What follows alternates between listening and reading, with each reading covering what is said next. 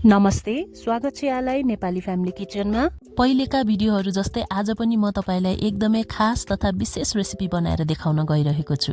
आलु र मटरको रेसिपी। तपाईले कहिले पनि यो तरिकाले आलु र मटर ग्रेभी बनाउनु भएको छैन भने यो रेसिपीलाई हेरेर मज्जाले आफ्नो घरमा प्रयास गर्न सक्नुहुन्छ। आजको यो रेसिपीलाई मात्रै होइन, तपाईले हाम्रो च्यानलमा यो भन्दा पनि अझै मिठो मिठो अनि छिटो छिटो रेसिपीको भिडियोहरू हेर्न सक्नुहुन्छ। हाम्रो च्यानलमा नयाँ हुनुहुन्छ भने आजै तपाई जोडिन सक्नुहुन्छ। त्यसको लागि हाम्रो च्यानललाई सब्स्क्राइब गर्नुहोला, भिडियो मन परेमा लाइक अनि शेयर गर्न चाहिँ नभुल्नुहोला है त। सुरु गरौँ आजको हाम्रो आलु मटरको रेसिपी। सदाझै आज पनि आलु मटर बनाउनको लागि हामीले ग्यासमा एउटा सफा कराई बसालेर 2 चम्ची तेल हालेका छौं। तेल हल्का तातो भइसकेपछि 4 देखि 5 वटा मिडियम साइजमा काटेको ठुलो आलुलाई हामीले त्यही तेलमा हालेर फ्राई गर्नुपर्छ। मिडियम आँचमा हामीले यो आलुलाई मज्जाले फ्राई गर्नुपर्छ। आलु भने हामीले पूर्ण रूपमा पकाउनु पर्दैन, यसलाई हामीले लगभग 50% जति पकाए पुग्छ।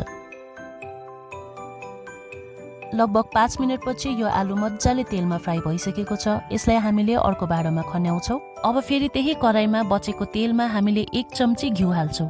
तपाईले यसको ठाउँमा बटर पनि हाल्न सक्नुहुन्छ। घिउ हाल्नाले आलु मटरको स्वाद एकदमै मिठो हुन्छ। अब यो घिउ पनि हल्का तातो भइसकेपछि हामीले थोरै जिरा फुर्याउँछौं। त्यसपछि हामी हाल्छौं मसिनो गरी काटेको ठुलो साइजको एउटा प्याज।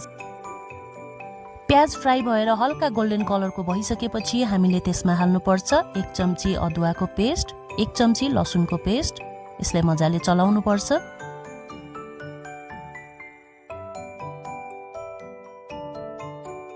केही बेर अदुवा र लसुन पाकिसकेपछि हामीले हाल्छौं 4 देखि 5 वटा मिडियम साइजको मसिनो गरी काटेको टमाटर।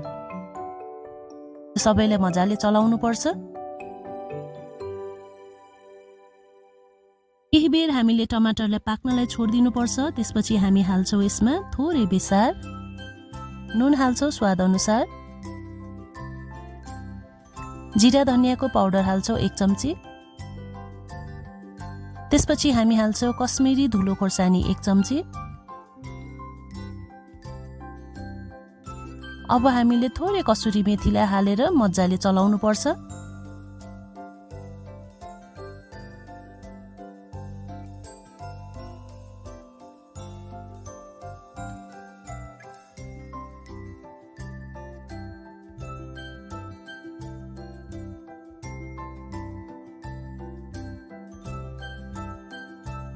हाम्रो टमाटरको पेस्ट लगभग पाक्दैछ। यसमा हामीले थोरै पानी हालेर चलाउनु पर्छ र केही बेर हामीले टमाटरलाई छोप्दै पकाउँदै गर्नुपर्छ।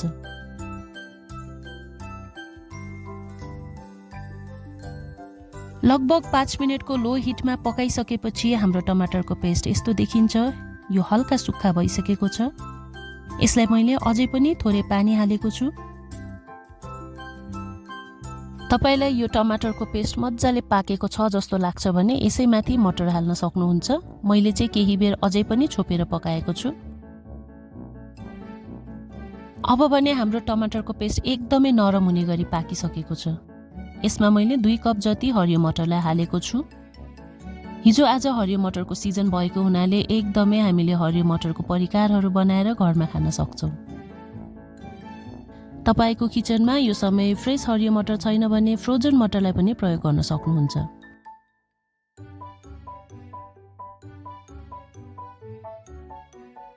अब यो मटरमा हामीले 1/2 कप जति पानी हाल्नुपर्छ र मटर पाक्नको लागि कराईको बिर्को लगाएर केही बेर पाक्नलाई छोड्दिनुपर्छ।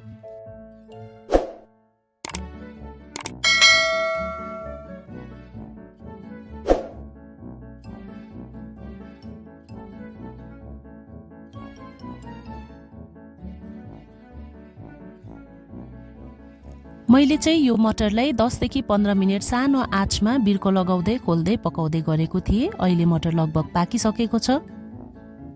यसपछि अघि हामीले फ्राई गरेको आलुलाई हाल्नुपर्छ र आलु र मटर सँगसँगै केही बेर पकाउनलाई छोड्दिनुपर्छ।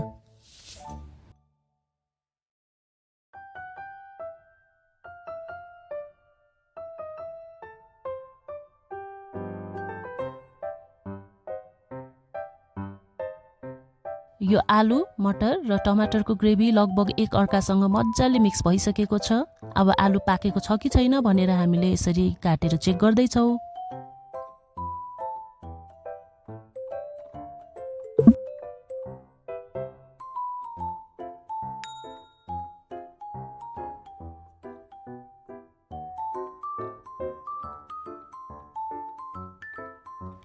मलाई चाहिँ यो आलु अलिक राम्रोसँग नपाकेको हो कि जस्तो लागेर फेरि पनि त्यसमा पानी थपे र पिर्को लगाएर केही बेर पाक्नलाई छोडिदिएको छु।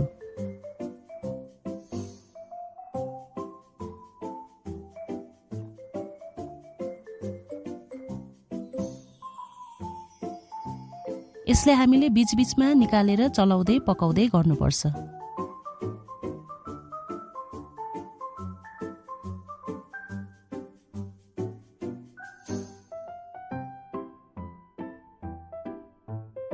हेर्नुस् त हाम्रो आलु मटरको सब्जीले कति मिठो कलर छोडिसकेको छ।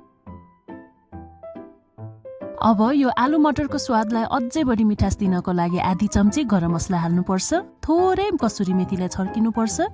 ल अब हाम्रो एकदमै मिठो आलु मटरको रेसिपी तयार भयो है।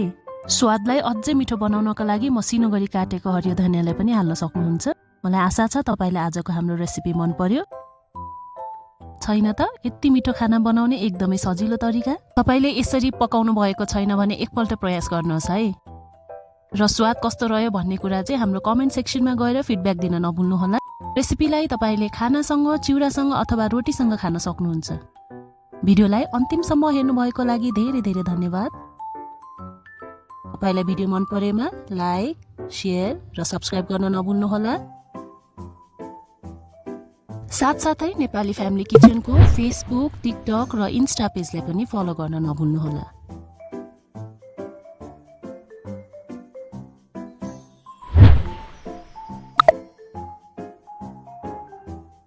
यस्तै मिठो मिठो अनि छिटो छिटो रेसिपीको अरू पनि भिडियो लिएर म पछि फेरि आउने नै छु। तबसम्मको लागि स्वस्थ रहनुहोस्, न्यानो भएर रहनुहोस् र खुसी रहनुहोस्। By by.